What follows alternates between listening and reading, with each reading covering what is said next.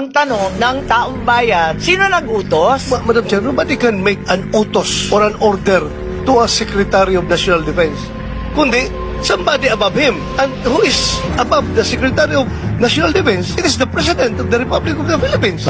It should be somebody from above. So, maliwanag pa sa sikat ng araw na Presidente. Sabi nga ni Torre, well planned na yun.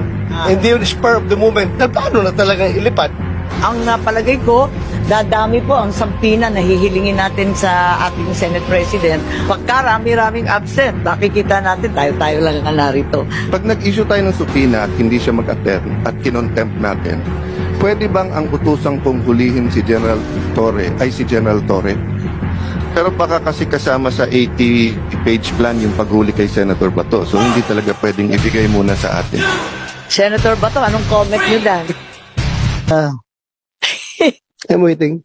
Kung sino mang may-ari nitong Gulfstream na ito, na aeroplano, ay kung may mga ari-arian dito sa Amerika, i-covered siya sa executive order na pinirmahan ni President Trump.